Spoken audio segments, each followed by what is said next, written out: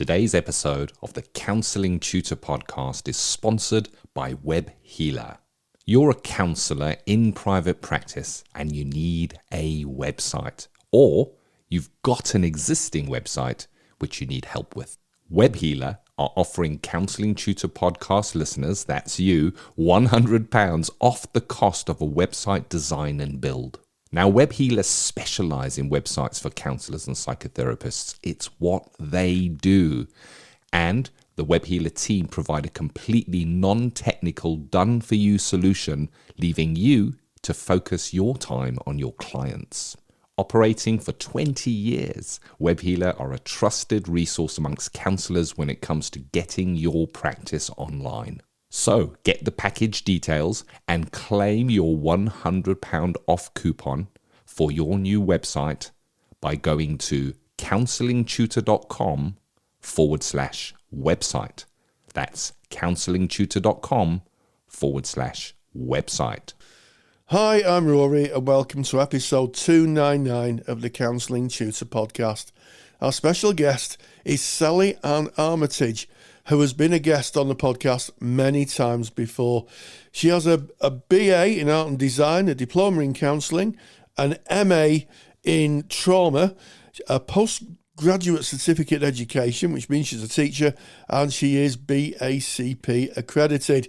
Today, I speak with Sally about a recent lecture she delivered for the Counsellor CPD Library on taking risks in therapy. And with that said, let's get on with today's episode. Welcome to the Counselling Tutor Podcast, the must-listen-to podcast for counsellors, psychotherapists, and counselling students. Here are your hosts, Rory Oakes and Ken Kelly. Very warm welcome to episode 299 of the Counselling Tutor Podcast. Rory and I are absolutely delighted that you've lent us your ears today. 3 topics on the journey, starting off with ethical, sustainable practice, where we're going to be dipping our toe into the difference between counselling young people and counselling adults. We then go into Practice Matters, where we have a wonderful interview with Sally-Anne Armitage on taking risks in therapy. I think this will be a really good interview to listen to, whether you're qualified or a student. Taking risks in therapy can bring about great change, but there are considerations there as well. And then we go into our student services, where we see you, the student, on your formal counselling training journey, and we're going to be speaking about the art of referencing in your assignments. So often we hear struggles around referencing, and sometimes assignments are referred on referencing. So we're going to delve a little bit deeper in there. We may even share a tool or two that you might be able to use on that. But episode 299, Rory, it sounds like a price tag, 299. I don't know why, it just rings in my head. It's a 299. Kicking off with the difference between counselling young people and adults. And we sometimes see, I guess, Rory, on our social media, where a student might be asking, I'm about to go into placement and I'd love to work with children. And I wonder if during training, if the difference between counselling adults and children is explained at any level or any depth. Well, the answer to that question is that a lot of the meta models of therapy were developed for adults. I mean, it just really is the fact of the matter. I mean, Rogers himself was influenced by his work at the Rochester Children's Institute, by his work with children. In fact, he changed from being a psychoanalyst to being a counsellor. He started that road of developing person-centered therapy. And for those who can remember their studies, if you studied person-centered therapy, the 19 propositions were a phenomenological exploration of childhood experience. Rogers was talking about how children view the world. So there's not a great amount taught in first trainings on children unless you're doing a counselling course. And I've got fairly strong views on this. I think that you should start counselling adults before you start counselling children. And my thinking about this goes along this line. We're all stretched out children. Adults are stretched out children. We all carry, every adult that's ever lived was once a child. That's just a fact. And working with adults taught me what the journey from childhood to adulthood left the adults I was working with. In other words, they were the sum total of their entire childhood. And that gave me a good indication of how childhood impacted onto an adult. So when I became a child therapist, I felt I had a better understanding of the impact of childhood, the importance of childhood in developing into an adult. And there are a lot of differences between counselling an adult and counselling a child. And the first one that I found was autonomy. Children have less autonomy than adults. In other words, you've got fewer rights in law. They can't vote in an election at the moment. They have to attend either training, or school. They usually live with a parent or a carer who is setting the rules. So you're working in a frame of reference that's a lot more limited in some aspects than of an adult.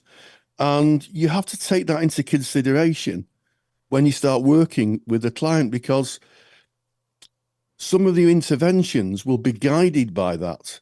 It's a completely different way of working, Ken. Yes. And I'm going to underline when you said I feel pretty strongly about this, and you mentioned about working with an adult client before venturing into training, specialist training, to maybe specialize or work and focus on working with children and young people. There is a vast difference, and the thing is, I think it boils down to you don't know what you don't know. So if you learn techniques and ways of counselling, we might feel that they must be transferable. If it works for adults, why wouldn't it work for children? But there is a whole different approach, and you've mentioned already that autonomy. And we think of part of the success in counselling being the person, and I'm speaking about adults now, generally speaking, finding themselves in a certain spot within their lives and going, you know what, I need some help now. Perhaps I should reach out to a counsellor. And there's great autonomy in that first step. It's courage, it's courageous reaching out like that. With a child having less autonomy and also their worldview being so very different, might not know what a counsellor or a psychotherapist is. So very often it might be a suggestion to the child that they might benefit from this. They might be taken to counselling or taken to psychotherapy as an answer. So there's less autonomy even in their choice in doing so. And we have to recognize and understand that the cognitive, emotional, and social development stages of children differ significantly from adults. And if we don't understand that, we don't have the theory of that, we're not able to integrate that into our practice. So I'm underlining the importance here of specialist training. And specialist training, as you said, Rory, once you have some experience in going out and working with adults. I know, Rory, that Gillick competences come into this, and that falls, I guess, into it kind of mirrors autonomy and kind of thinking about where the child is and what decisions they can make for themselves.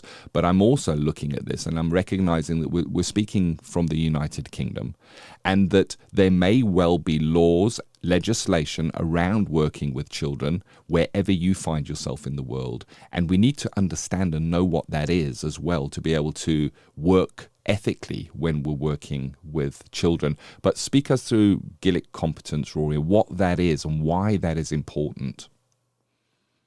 Well, yeah, so Gillick competence actually comes from a woman called Victoria Gillick, who took the UK government to court, I think in the 1980s.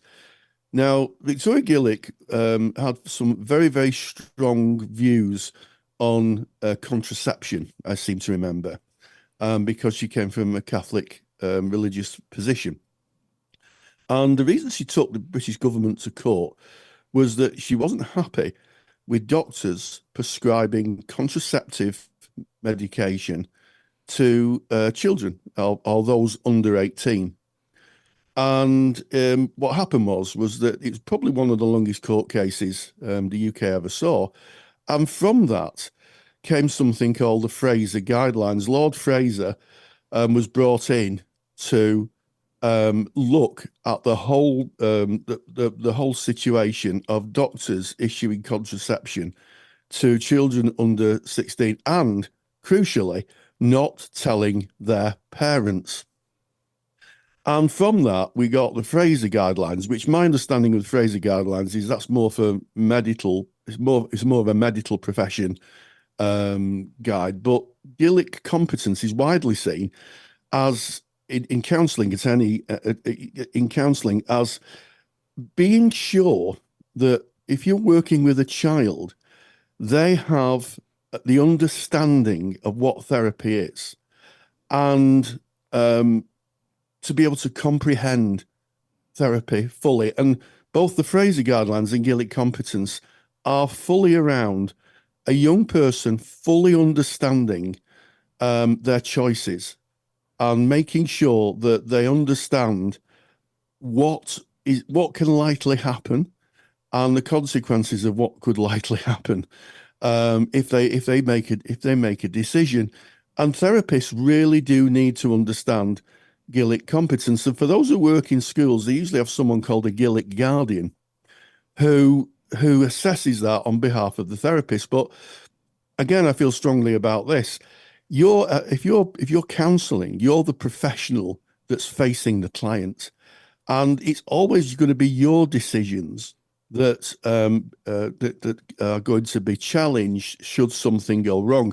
So I think for anybody who's counselling children, they should have a really good understanding of Gillick competence and also work that through in supervision. I think that's something that came up in my supervision a lot when I was a child therapist. I was very, very keen that I explored the child's understanding of the therapy they were about to take on. I mean, I was a person-centered therapy. I was more of an integrated therapist because I did a child and adolescent therapy course, which kind of altered the shape of my practice. But I was very, very keen that I could justify taking a client on and say with confidence that they understood, at least to some level, what they were getting themselves into. Yeah. And I guess there's multifacets to that. You know, we say here at Counselling Tutor that we're a craft-based organization. So yes, we share the theory, but we also share the practice and how the theory relates to practice underlying that. And an example maybe of how this might go wrong if Gillick competence is not assessed before engaging with a child or young person is if that child is in the counselling relationship, you're going to have a contracted relationship with this child. You're going to be mentioning where you have to break confidentiality, and we'll get onto confidentiality in a moment. But there might be boundaries where you need to inform maybe the school or maybe the guardian or maybe other professionals that are surrounding this child. Can the child understand? Can they understand that condition to counselling? So when we're working with a grown-up, we'll put in where we need to break confidentiality. We'll ask them if they can understand. They will say yes. But can a child really understand that? And that is what we need to assess pre-engagement. It's their ability to understand what they're getting into. You've covered it already, the theory, Rory. What they're getting into and what the consequences of that might be. So that we don't get ourselves into a situation, perhaps where a complaint is laid against us, and quite rightly so, where we didn't check that the child, the competence of the child, and maybe they said something that tripped off our needing to break confidentiality, and then that child left in a whirlwind that kind of results from that, saying, but I didn't know, I thought this was secret, I didn't want anybody to know about this, and they can feel betrayed at a very impressionable age, I guess, in their lives. So as you said, Rory, we are at the counsellor. When you're engaging in that relationship, you are the professional, and the buck stops with you. And you may have a professional in an organization who takes on that role, but check anyway. Ensure that the person that you're engaging with, if they are a child, understands what they're getting into, where you need to break confidentiality, and what the consequences of that may be for them if that confidentiality does need to be broken, Rory. And I guess that brings us beautifully into confidentiality. It does. And again, another aspect of working with children. Children are developing their map of the world. And part of that map is understanding who they can trust and who they cannot trust. And as we get older, we get more of a sixth sense for that. But young people, I'm not saying all young people, but some young people, and in fact, I will say all young people, have to develop that awareness. You know, as children, we're kind of taught to trust people. And if we break confidentiality with a child, it's probably going to be more impactful long term than it is with an adult, because the child is not only having their confidentiality broken, but for me, there's an issue of a kind of child-adult contract. The fact that they look to the adult, they're looking to their adults all the time as modelling for what the world looks like. And if you have to break confidentiality, or you don't explain what confidentiality is, and this comes back to Gillick competence, to make sure they understand the concept of what they're getting into, it can have a real detrimental effect on the child. It can impact on the trust the child has of adults. Yeah. And again, it goes back to the top of the piece, Ken. It will affect who they will become as adults. It's an issue of attachment and trust. So you've got to keep that in mind. You really have. And also in terms of confidentiality, you need to know what, if you're counselling in a school or an organisation, you really do have to have an understanding of what their policy is, because you're working with an organisation that has a policy around confidentiality, and you need to understand, and it might be that your idea of confidentiality is slightly different if you work in a school. So you need to sit down and work out what that is. And also you may be required to store your notes on the school system or the organisation system, in which case, you need to understand who's going to access those notes. Are the parents going to access those notes? So it becomes a bit of an investigation. And once you've got those facts, making sure that the child who you're working with understands them. And in my experience, sometimes it can be a bit of a barrier. It can be a bit of a barrier if you're working in an organisation, because the barriers, the level of confidentiality, breaking confidentiality can be very different in a school setting than it is in a clinical setting if you're working as a sole practitioner. One of them, I'll give you one example. I don't particularly agree with this, so no letters in the postbag, please. But in the UK at this present time, there is absolutely no compulsion under law to reveal if a child is in danger from sexual abuse. If you're a private practitioner, if you're a private practitioner, now I know the law's being looked at and it will change. By the time we get into the next 20 podcast episodes, I'm sure that law will be changed. If you work in a school or an organisation, their policies will tell you have to break confidentiality. So you really do need to understand what the level of confidentiality is. And that was one, again, that I went through with my supervisor and talked through. So I was clear in my mind so I could be clear with the client. Yeah. And it's navigating, isn't it? The complexities of what that looks like. It's a different way of critical thinking. And if you're working within an organization, as you've already mentioned, Rory, without doubt, an organization is going to have a policy that covers, as you were speaking about, abuse to that minor in some way, and a need to break confidentiality, and quite rightly so. And we're very grateful that the law is being looked at this time.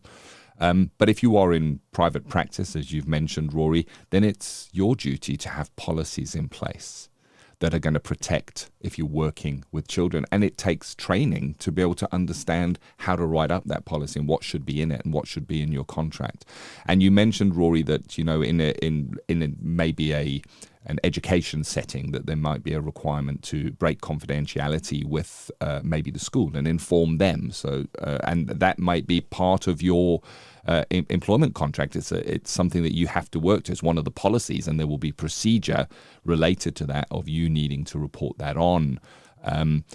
But the other side of that in private practice is there may be a guardian or an expectation of another professional or somebody surrounding the child that expects a report on what is going on in therapy with this child. And I think of an example of a parent. This is a fictitious example that I'm making up, of a parent bringing in a child that I'm just going to take they found some marijuana in their sock drawer, and they now cart them off to the counsellor, and they engage in counselling to say, right, what's going on for them? What are they saying? What's really going on? The parent kind of using that as a vehicle to try and get information. Well, how is that negotiated prior to this person coming in if you're in private practice? How do you manage that? How do you manage the expectations? How do you manage the boundary of where you do need to speak to the guardian and do need to involve them? So there's a lot of complexity, and this is complexity that you don't want to be taking on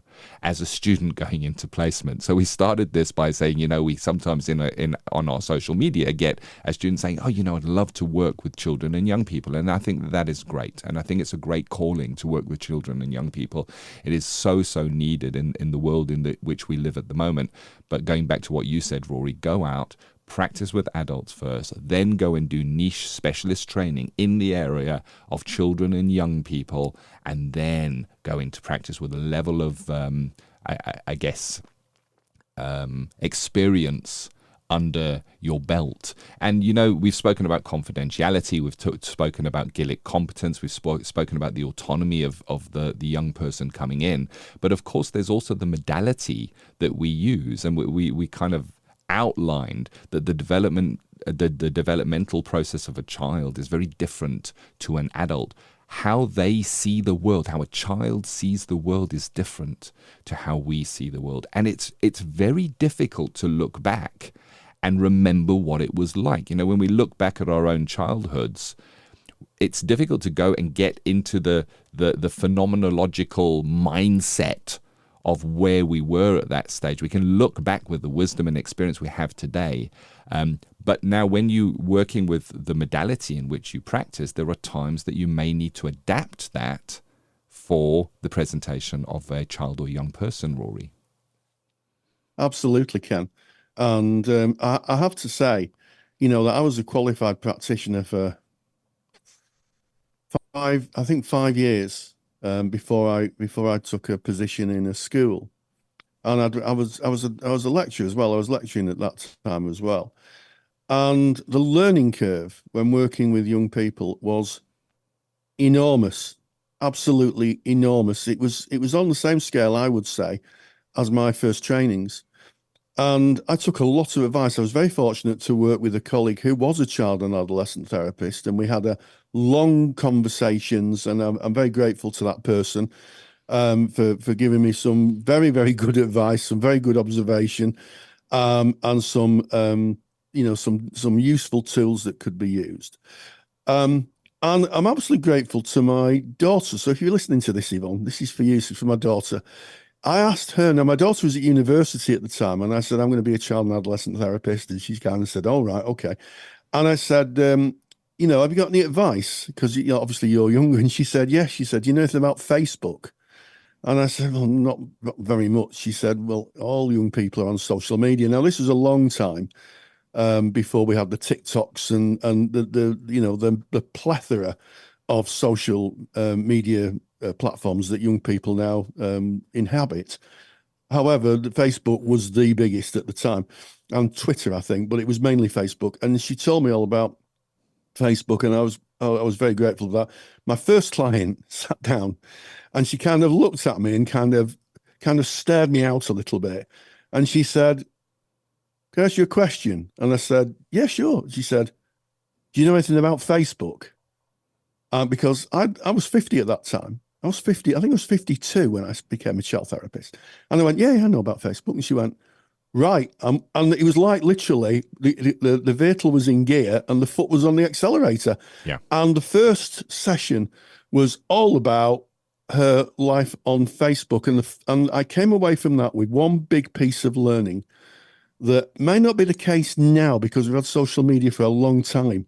But at that time, my biggest piece of learning was there was absolutely no difference for young people between the relations they had corporeally, my favorite word, this, which means face to face and you know, in the room, if you like, to those that are online.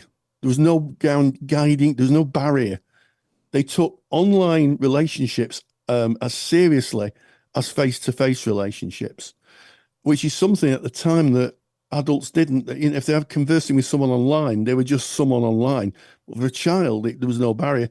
The other thing was that a number of young people said, I've had therapy before. And I said, oh, okay, you're not going to stare at me and sit in silence for a long time. So the skill of silence was one that usually wasn't that helpful. If I'm honest, children, in my experience, don't like silence. They see it as something else. So it was very important that I was considerate of that, and I'd already been kind of appraised of that. But when I did my child and adolescent therapy course, I began to understand that working with a child is about engaging with their developing understanding of the world.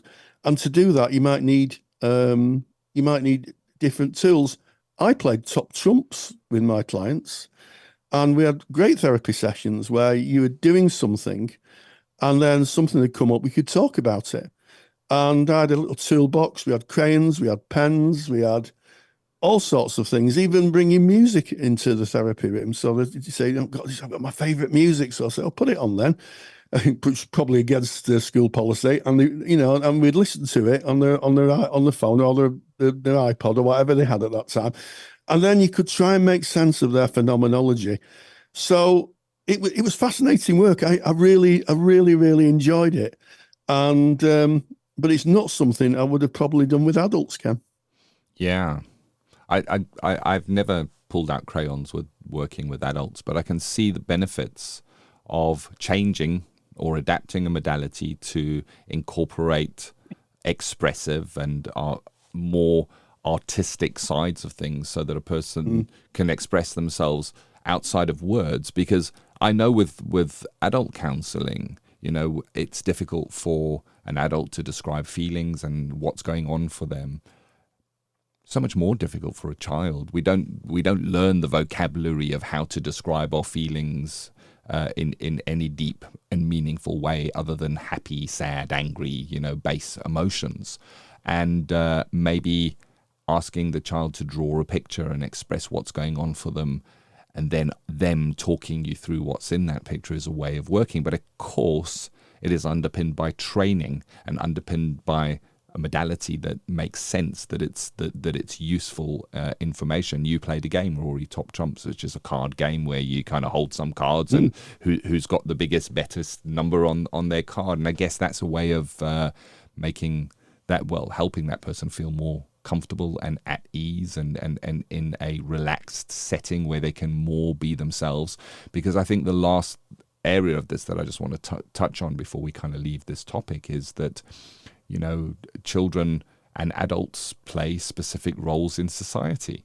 They really do. When you're in counselling, the whole point of counselling is to maybe make the person in front of you feel equal and relaxed and in a threat-free environment. Well, that's very difficult for a child, where their interaction with adults would always be more of a the adult who is in control and in charge, and me, the child, who needs to comply and try to please the adult by my actions, by adapting my actions, by doing my homework, by staying later, whatever that may be. And that's kind of how it plays out. To now go into an environment and go, this is your space, and expect that young person to instantly go, oh, okay, cool, so this is a different environment, that can be different here, is unrealistic. So we need to build that, because as we know, that trust within the relationship, that person feeling safe to be able to share who they really are and what is really going on for them, takes time to build with grown-ups in counselling. So with children, it's just as important, that trust. It's the basis of any counselling relationship, but we may need to use different ways of building that for the person, and it needs to be linked into what's important to them, not what's important to us, Rory. As you said, back in the day, I think if you speak to children and young people today and start telling them about Facebook, they'll say, "What's that, Granddad?" I think that it's got a bit past that at the moment, but and that's the importance, isn't it? That it changes with time, and that's the importance of CPD. In any area that you work in, you may go and do your course and find out about Facebook and what's happening in the here and now, and 5 years later that can be so out of fashion, out of vogue, and not something that a young person would use even under duress. So there you go. That is a great topic. How would you like to close this out, Rory? Of course, there is a handout, which I'll explain where you can get that in a moment. But any last thoughts on the differences between counselling young people and adults before we move on? Yes, and yeah, there is, and it's one of my pet loves. You have to rewind your own phenomenology. So phenomenology is the philosophy of lived experience. We hear a lot about lived experience. But the thing is that as an adult, your lived experience is an amalgam of the arc of your life.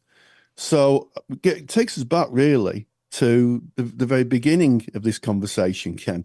When you meet an adult, they're an amalgam of their entire life, including their childhood. And what happens is that sometimes we forget what it's like to be a child. It was Edmund Husserl, the famous phenomenologist, who said, "Back to the things themselves." That's the fundamental starting point of phenomenology. And in other words, when you meet a young person, you have to meet them where they are. We always have to meet clients where they are, but with a child, we have to meet them where they are with everything else we've discussed in this conversation. And it for me, it's about working hard at trying to understand child experience. And I'm going to recommend a book and a film for this. And the book is called The Catcher in the Rye by J.D. Salinger, and it's about a young person. And it's probably the greatest book, in this big bold claim coming from me, about the difference. It's a big bold claim, Ken, about the differences between children and adults. And I posted this in our Facebook page. And for those of you who don't know we've got a Facebook page, it's Facebook, Counselling Tutor, pop yourself in. We're a closed group, but we'll let you in. And there's loads of great conversations. And I posted this and I said, if you're a child therapist, you should read Catcher in the Rye. And someone responded and said, I really read it recently, but I just didn't get it. And I said to them, did you rewind your phenomenology? It was an interesting thread. I said, because if you're reading it as an adult, it won't make any sense, but it invites you to go engage with it from Holden Caulfield, who's a character, from their perspective. It's all about their frame of reference. And for those of you who read the book, and I do recommend you read it, it's a wonderful book, right at the end, there's a twist. There is a twist, and you find that you are actually one of the characters in Holden's life. Very, very interesting. And the other is the wonderful story called Stand By Me, which is a film about 4 young boys who are finding their way in life. And it's a wonderful film. I'm sorry that it's only boys that I can give examples of, but those are two that are really interesting. We've got to rewind our phenomenology, and we've got to be in the child's frame of reference. And I'll give you an example of that. I was listening to a conversation with a friend of my wife was having, about their daughter, and oh, well, they've had a breakup at school and they're very upset, but they'll get over it. That's an adult frame of reference. They'll get over it. They'll have lots of boyfriends. For that child, it's real. It's absolutely real, and you have to engage with it. And if you bring your adult phenomenology into the therapy room when working with a child, you stand the chance of discounting them. So I'm going to leave it there, Ken. That's my views. But phenomenology is the key. Yeah, it's a very, very deep topic. We've gone slightly over time on it, but I'm happy to do so because it is so important, and we could have spoken for a lot longer. There is a handout on this. It's called The 5 Differences Between Counselling Young People and Adults. You can get that by going to counsellingtutor.com. That is our website. Click on the podcast tab, go to episode 299. That's this episode, and it's right there on the page. You can download it. It's free of charge. So there it is. That is our ethical, sustainable practice. We now move into Practice Matters, which is the CPD section of the Counselling Tutor podcast. And today, a really interesting topic is taking risks in therapy. And this is delivered by Sally-Anne Armitage, who is a regular lecturer, one of our top tutors here at Counselling Tutor as well. And you met up with Sally-Anne, Rory, because she did a lecture on this, which is in our CPD library, and you just wanted to kind of bring a snippet or a taste of that lecture, and you met up with her to have a chat about this, taking risks in therapy. Yes, Sally's, as Ken said, is a regular presenter for the CPD library. Well-liked, lectures are very, very well received. And we talked about taking risks in therapy, and this is what she had to say. Practice Matters is proudly sponsored by the Counsellor CPD Library. To access top-quality, relevant continuing professional development for your practice, that you can do at a time that suits you, and all for less than the price of a cup of coffee, visit counsellingtutor.com. Sometimes we're asked to take risks in therapy. It's part of what we do, and sometimes it's quite difficult. It takes a lot of courage to do something that's quite risky in the service of the client. So I'm delighted today to be joined by Sally-Anne Armitage, a favourite lecturer who's produced a huge amount of lectures for the Counsellor CSR Library and the Counsellor CPD Library, who's just done a lecture on taking risks in therapy. So Sally-Anne Armitage, you're very welcome again. Hello, Rory. Yes, I've planned this lecture. That was probably one of the hardest lectures I've planned so far.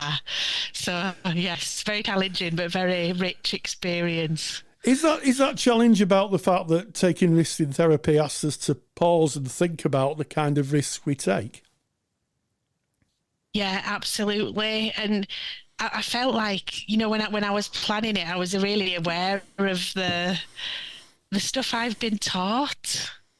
You know, in the distant past, when I first trained to be a counsellor, I was really aware of how structured and restricted it felt like we were taught to be as therapists in many ways.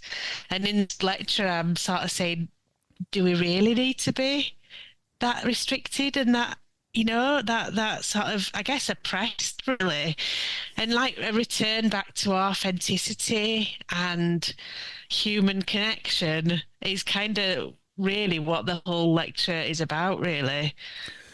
Yeah, I mean, so I guess what I'm hearing is that sometimes, certainly in your experience of training, you know, you were a little bit restricted maybe on how much you could use the therapeutic relationship and expand on that, and just maybe sometimes take a bit of a risk, and you're asking everybody to reflect on that. So, you know, we've talked about the word risk, but what are those risks? What type of risks are we talking about? Can you give us an example? Well, in the lecture, I talk about being informal, including dress and the way the room is presented, using humour, using self-disclosure, touch, bending the rules, contact outside of sessions, trusting instincts, you know, rolling with that instinctual feel in the moment, when you're with somebody and you sort of get a strong, I don't know whether I'm talking, like, I guess when I am with somebody and I get this strong feeling, like rolling with it and sharing it and taking a risk, and if it doesn't land right, then repairing it. Yes. Yeah, and it's interesting, isn't it? Because I think counselling, unlike maybe other professional interactions, maybe a doctor and a patient, although I have to say all the medical professionals I met have been, certainly recently, over the last 15 or 20 years, are more empathic. But we do rely a huge amount on the relationship in counselling for, I guess if you want to use it, therapeutic cure, so the client can go away being able to self-facilitate that curative part of them to reinvigorate or rebuild themselves. And you're right, sometimes there are areas where we wouldn't usually go, where it's useful. You mentioned the word touch, and I think of all the things I heard you say, that's probably one of the things that people are the most frightened of. Yeah, absolutely. And I think this is why I think I found the lecture was giving me food for thought, because what I didn't want to do is say, here's this lecture telling you go off and do whatever you want, it's all fine, green light, because that's not what I'm saying. What I'm saying is, if you're stood with a client, and you are a tactile person and you are happy to hug and you get a feeling that they could use one, I'm not saying grab hold of them and give them a hug, but what I am saying is offer it. I am happy to give you a hug if you need one. It is here if you need it, if you want it. I'm happy to do, and just give that invitation. Because I've spoken to supervisees before, but a few times over the years, and they've sort of said it felt like they maybe wanted a hug then, but the moment passed. And I think this flow of human connection is available to all of us, but we can be trained into becoming over formal, getting lost in our theoretical model, and becoming almost like robotic in how we go about therapy, losing a lot of what makes therapy really profoundly work for people. It's that, yeah, and that's just an example, because I'm not saying if you don't like hugs, you should probably force yourself to give a hug if a client wants it. By no means, if you don't want to hug, you don't have to hug. But that's just an example of there can be things that happen between counsellor and client in the moment that we can tap into and use. Yeah, and I guess I guess the subtext of what I'm hearing is that sometimes we cut ourselves off from those. You use the word formal. We're technically cutting ourselves off from the clients, and I guess that brings us to really the essence of your lecture, taking risks, because you've highlighted there a risk. It is a risk.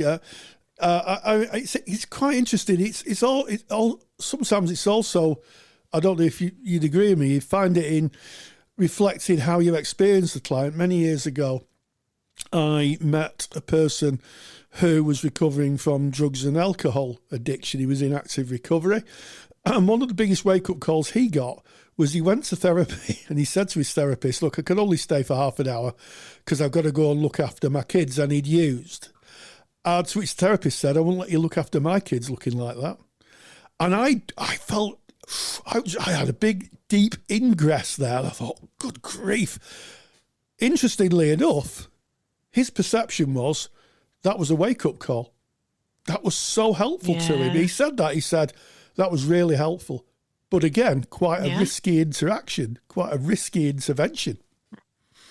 Yeah, and alternatively, that counsellor could have said, I feel very strongly about this. It's hit me in the face that I think that I wouldn't let him look after my kids looking like that. It's hit me in the face, very strong feeling. But what I'm going to do is I'm going to take that and I'm going to hide it. because it's not professional. And what happens to the relationship then? What we're saying is, I don't need to be transparent and authentic. I'm going to keep myself safe behind a nice professional facade. You be vulnerable. You be vulnerable. You sort of arrive authentically, but I won't. Yeah. That's what it's about. It's about, if we're going to do it, let's connect, and if we need to, let's mess up and then repair and then rebuild and then repair. Let's just figure it out together. That's kind of the. I'll give you an example. Are you all right to give you an example? Oh, Rory? yes. Time? I think the listener would love an example. Yeah, I've got millions. But one of the ones that I mentioned in the lecture is, I had a client arrive. Obviously, this has all been tweaked for confidentiality, but I had a client arrive first session, and she was highly anxious. I could see she'd been travelling, probably on a public transport or something, and she'd been raking her nails down her temples here and leaving these red stripes. So I think she was giving it this with temples. I could see she'd just been doing it, and she was sort of making herself small, highly anxious. Now, in my hallway, I've only got a little hallway in the counselling building. I've got my shoes that I used to get from the house to the counselling room, and they're like, have you heard of them Crocs? Yeah, I'm wearing a pair now. I've got a pair of Crocs on. No sponsorship so there then. Yeah. They're like rubber, for people who don't have Crocs in their area. They're like rubber shoes. They, generally speaking, they're not gorgeous footwear. Anyway, sorry, Rory, and I've got a pair that's like, it's like got red, blue, green, all molded together. They're just garish and they're awful. Yeah, he's thinking, I've got that pair. That's exactly what I'm wearing now, but carry on. Yeah. Wonderful. Yeah, and anyway, so I said to this client, because I could see how amped up she was, I said, just to be clear before we start, you can't steal my Crocs. Because I could see she was sort of taking her shoes off and that, and I could see her glance at them. And it's just stuff like that. Yeah. Just be available. Just take a risk. That is very me. That's very Sally. Sort of, you can't. No, the mine. I'm afraid. And just being able to say, I am a human. I'm not stuffy. I'm not full of my own self-importance or my own expertise. I'm a therapist, and I'm here and I'm ready. Straight off the bat, I'd not even noticed client 2 minutes. And she could have gone, that's a little bit. And if I'd have noticed that it had landed a bit funny, I'd have sat down and said, how did that land? I'm a bit daft sometimes, Just own up and be available. Yeah, how did that land? Yeah, so that's I guess you explain how to repair there, to acknowledge if something's not landed in the right space, and to be able to say, apologise or just to explain that's just how you are. I remember when I was in private practice, in the room I hired, there was 2 chairs which were nice and comfortable, and then 2 what I would call like IKEA type chairs, which were very laid back. You had to kind of they were very, very low on the floor, and the client suggested, could we use those chairs? And I said, well, we could. I said, but I might not be able to get out of it. Yeah, I need your arm. You might need to pull me out at the end. I said so, and or I might have to crawl out of them. It might not be that dignified. She said, we'll use those instead. And it's those little moments of relationship where we show our humanity as therapists, which really separate us, I think, from a lot of other helping professionals, and show us as human beings. Just like the client. Absolutely. And I think part of that is being really aware of yourself, aware of who you are, where you've come from, your culture, everything that underpins who you are. Because take that example, Rory, where you were thinking, if I get in that chair, you're going to have to give me an arm to get me out. You could have gone at that from a quite an inauthentic place, trying to be comedic, trying to dial it up.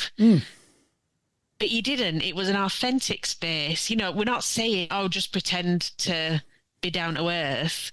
We're saying be yourself. Find out who you are. And if you aren't already, then do a bit of work on yourself and then arrive as who you are. Yeah. Yeah. That's what we're saying. And that moment with a chair, that might have been a real pivotal moment for that client, that this guy's just, he's available, he's down to earth, and I'm ready. Yeah, absolutely. And I think something that's perhaps, I don't know, sometimes missed, it was certainly missed in my training, and I think it's because it was a more modern idea that came along after I graduated, was modelling the idea that, and it's mentioned in some areas of therapy. Clarkson, kind of refers to it in the kind of reparenting style, but modelling your humanity. And the client being able to say, well, it's okay for therapists to be like that, it's probably all right for me to be like that. Exactly that. Yeah, I think that's we were saying I can be authentic and I can be available. It's all right, and like me, perceptually, this is how I feel about myself. But they might come to me like, oh, this fancy therapist. I've seen her in a few different venues. Ooh, she's got this, but she's also got a sense of humour and. It's quite validating, I think, for people. Wait a minute, so I can be a professional, this, that, and the other, but I can also, oh, wow, okay. I think it can be quite useful to learn it. Yeah. And I think it's also useful, for those of us who train. I can remember when I taught, I used to say to my students on the first day, I'm dyslexic, so, if you see a word that could be spelt, just tell me. And someone was really shocked. There's lots of people, oh, that's brilliant. I didn't know you could be a teacher if you were dyslexic. And I said, well, apparently so, I'm here. And I did get one person say, how do you get the job if you can't spell? I said, well, I'm here to teach counselling, not English. So, I won't get a job as an English teacher, that's for sure. Or I might do, I might do. But it's about being authentic and real. And I think that clients want or deserve a real person. Yeah, I do, and I think especially with clients that maybe feel quite close to therapy, quite skeptical or reluctant, it can really make the difference. I've worked with people who have failed in therapy, whatever quick word to describe it, 2 or 3 times in the past, really sort of last attempt. And I think me owning what I feel in the moment has been the difference. Yeah. Me being able to sit with somebody and say, I can feel, I don't know whether this is right, client, but I can feel that you don't 100% want to be here, dear. Yeah. You know what I mean? Yeah. Just things like observations. Yeah. Like that, I think make a huge difference. But it does come with having a self-awareness, to be able to navigate this, especially self-disclosure. Who is it for? Am I trying to figure out stuff that's bothering me in the room? And maybe I could do it in supervision, or is this genuinely because I think it would be good for what's going on between me and my client? Yeah, I think it's a fascinating discussion, and I think it's one that I think all therapists need to involve themselves in, because as my experience for therapists, it's the heart of what we do, the relationship, and being able to repair any fractures. Should what you do not land, as you use the term, land very well. Is part of building a relationship. It's always fascinating to speak to you. I love your energy, and I certainly love the energy you've put into this lecture. Yeah. Taking Risks in Therapy is available now in the CSR and the CPD library. And as always, Sally, thank you for joining us. Thank you for popping onto the podcast and sharing your great experience with us today. Thank you, Sally-Anne. Thank you, Rory, for bringing us the important topics that we can learn from, and that was Practice Matters. We now back out of Practice Matters into Student Services. Student Services is sponsored by Counselling Skills Academy. Have you ever wondered if you're using counselling skills effectively? Confidentiality means we rarely see skills used by others, so it's no wonder that so many students say they lack confidence in their counselling skills. That's why I built Counselling Skills Academy. Counselling Skills Academy is an online course that you can do at your own pace. It will give you the skills competence and confidence to know that you're using your skills most effectively. You will see real counselling skills used by a counsellor in real life sessions, covering everything from how risk is assessed right through to working towards an appropriate ending. Visit counsellingskillsacademy.com to learn more and to claim your Counselling Tutor discount. That's counsellingskillsacademy.com. Of course, Student Services is where we recognise you, the student, and your journey. And today we're going to be speaking about the art of referencing. I like how you've used the word art in this, Rory, the art of referencing in your assignments. Why do we need to reference in assignments, Rory? I want to start. Why do we reference stuff? Is it to prove that we've read some other book? Well, I think there's partly that. I think it's prove to your tutor that in your critical thinking, you're formulating your answers by looking at other people's work. It was a very famous quote by Sir Isaac Newton that said, if I know more, it's because I've stood on the shoulders of giants. And I think that is a big part of it, that it's showing that you're engaging with the literature, you're engaging with the information, and that you then are being asked within the assignment question to tell the tutor what the answer is, both from your own frame of reference, because unusually in counselling, I have to say, not other academic disciplines, but in counselling, you can bring an element of yourself in. If you're doing maybe a psychology degree, you probably wouldn't be able to use the word I in an assignment, because you would be commenting on the theory and its application. But with counselling, because you are part of the application, you can use the word I. That can be a bit confusing, certainly for people who've done degrees. So yes, first of all, it's evidencing that you've read widely, or you've attempted to engage with the topic. The other thing is that it's preparing you, all academia, from the moment you start in school to the moment you graduate with your degree, if you go that direction, is preparing you for writing a dissertation. And a dissertation is basically a paper on what you've researched. You know, when you get to higher education and degree, master's degree, there is a research element. And those papers are supposed to be able to be read out in conferences and that type of thing. And the references show the validity of your thinking. So it's not just the conclusions you come to. You start off with like maybe a hypothesis. In other words, this is what I think may be happening. What's going on here? This is what I think. Then you use your research or your discussions within your paper to evidence linked to literature, and then you come to a conclusion. And the referencing is an integral part of making sure that when that person reads it out, there is a solid bank of evidence that they can say that you've looked at. And the other thing is, can critique, because, you know, when we write a paper at research level, and we say I've never written a paper at research level, but when you write a paper at research level, it's not the end. The thing with research, it's not the end. That is an opinion of research. And someone might come along and say, well, actually, I've seen that, and I think there's some other evidence that's come up, and I'm going to criticize it. So our critical thinking is always evolving.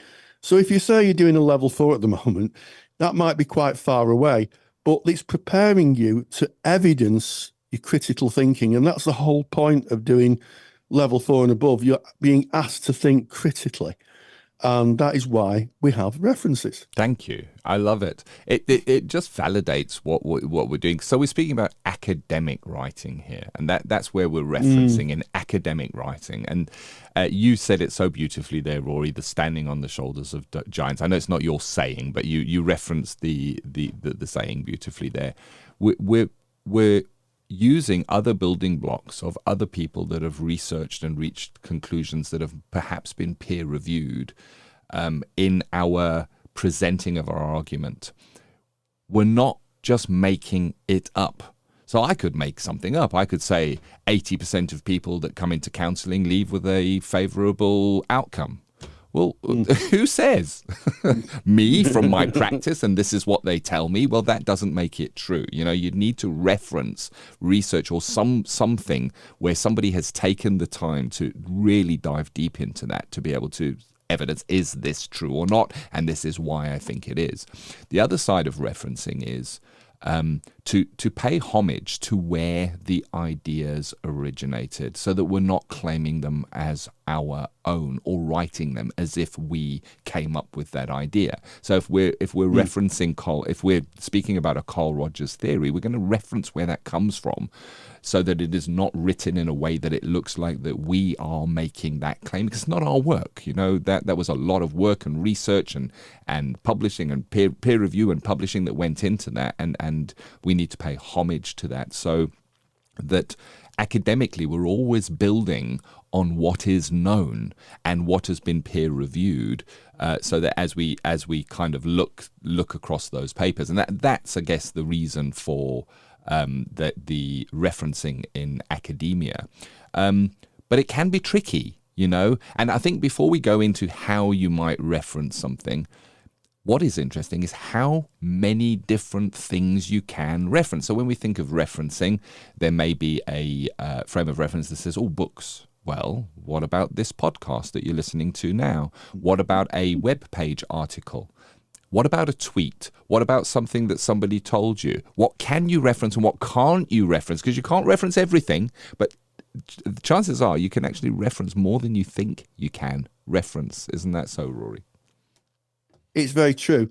And in fact, recently I was invited to submit a chapter for an academic book, and they wanted it in APA 7, which I've never done before. And I referenced tweets, web pages, literature, conversations, you know, and you can reference anything. It's information that you've gathered in the development of your critical thinking on the subject, and you can reference everything. But referencing is very, very, it can be very, very difficult, and it can be a bit scary as well. So one of the things I would say is, when you're asked to reference your assignments, speak to your tutor and ask what kind of referencing they want. And there's different types of referencing. I won't go too deeply into this, but there's, like, I've mentioned APA 7. APA stands for American Psychological Association. So that's the type of referencing you might find in psychological papers. Harvard referencing, which comes, I believe, from Harvard University in America, is another form of referencing.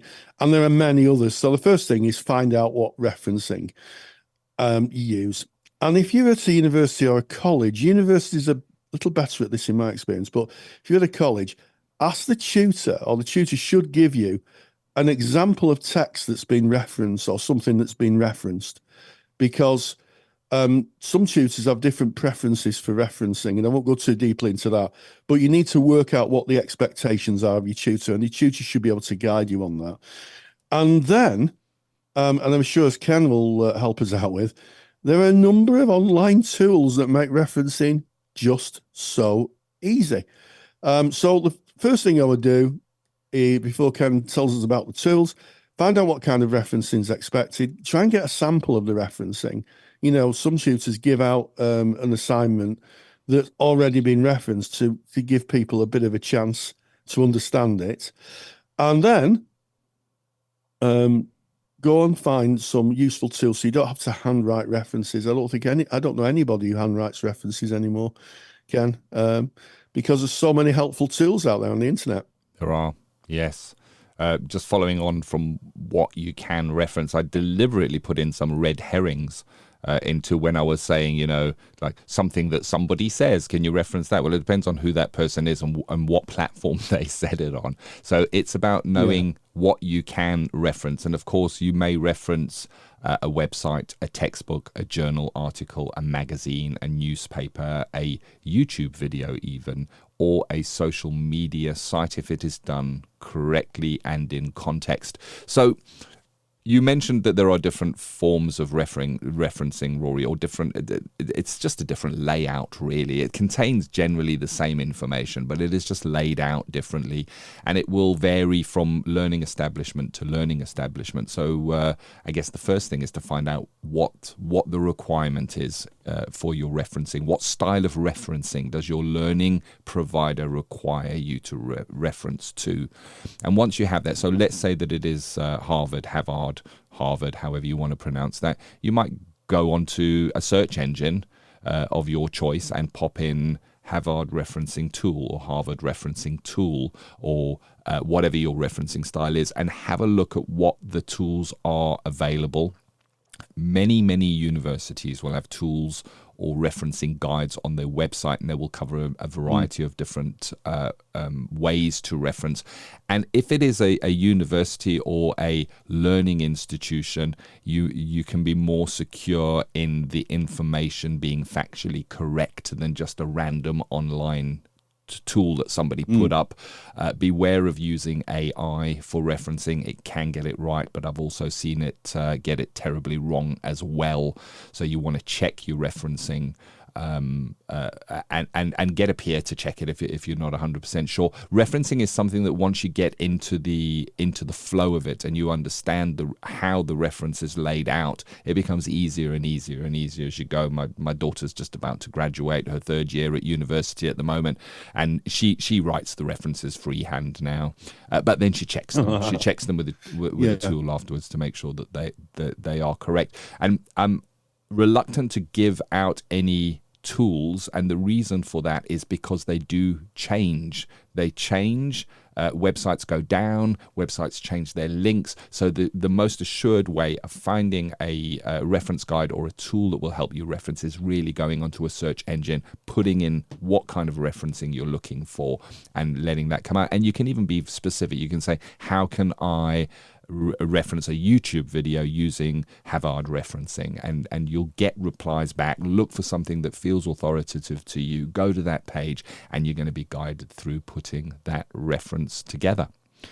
Hope that helps, Rory, with tools and the how-tos.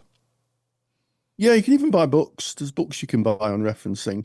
And again, like with when we talk about standards and ethics in counselling, always buy the latest edition.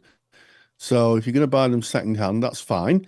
But if you're going to buy a book on referencing, go on to your favourite bookseller's website, find out what the latest edition is, and then go and order it off eBay. I found that charity shops that are in university towns are full of books that are useful for that. So if you're in a university town, nip into your local charity shop, go to the book section, you may find quite a few books on referencing that are very good value for money. But it is tricky, and I have to say I'm a great admiration of your daughter if you can hand reference them. It's never a skill that I managed to achieve. So kudos to your daughter, Ken. Yeah, I mentioned don't use AI or beware of using AI, and check if you're using it as a referencing tool. It can do referencing, as I've mentioned. But if you are using AI during your research, or you're using AI-assisted research that is sanctioned by your learning institution, that's really important. You need to make sure what the AI rules are for your learning institution. Then AI is also a new thing, which I guess a year or so, maybe 2 years ago, at the time of making this podcast, wouldn't have been a thing. Now there is a requirement to reference AI if AI has been used. So it's again just showing the sources. But again, if you are using AI in any way at all, please, you're a student, check with your learning provider what the rules are on that, because I know they differ from learning provider to a learning provider. Any other thoughts, Rory, on student services, the art of referencing in assignments before we move on? Yeah, don't get too downhearted if your assignment comes back with must try harder on referencing, because it is, as I say, it is an art. It's not something, it's not something we do in our normal lives, is it? Unless you're a full-time academic. People don't reference things in their everyday lives. It's something specific for academia. So I would say take it on like you take on the theories, that it's something that you're going to gradually adapt to, and eventually you're going to get the art of it, and you're going to be able to be fine. Everybody can do it. I've asked for references from students and they've struggled, and eventually at the end they've mastered it. So don't get too downhearted. It's another bit of learning along with the theory and the practice that you're engaging with. We are very grateful that you joined us. This has been episode 299 of the Counselling Tutor Podcast. Yes, we started off with ethical, sustainable practice, and we had quite a long but interesting, I think, conversation about the difference between counselling young people and adults. In Practice Matters, we talked to Sally-Anne Armitage, one of our lecturers on taking risks in therapy, and that lecture is available in the Counselling Tutor CPD library. It's available now for viewing. And in Student Services, we talked about the art of referencing. And before we part our ways today, I have a heartfelt ask of you. If you enjoyed the podcast, why don't you just pop a 5-star review on your favourite podcast platform? Makes such a difference. I can see a few people have recently, and it raises mine and Ken's spirits. And also, if you appreciate today's episode and think that a peer may value from what we've talked about, why don't you share it on their social media platform or email it to them? And, every recommendation helps, and we're all about connecting with more people and spreading the message around. And as always, thank you for allowing us to be part of your journey. We're really grateful that you lend us your ears on a regular basis. So until next time, stay grounded and stay safe. If you're a qualified counsellor or psychotherapist, then why not check out the Counsellor CPD Library? Stay current with your CPD requirements with over 150 hours of academically rigorous, on-demand lectures you can stream to your device. Joining Counselor CPD will expand your skill set to create a more specialised, highly rewarding practice. For more information on the Counselor CPD Library, visit counsellingtutor.com. Thank you for listening to the Counselling Tutor Podcast. Find the show notes for this episode by visiting counsellingtutor.com.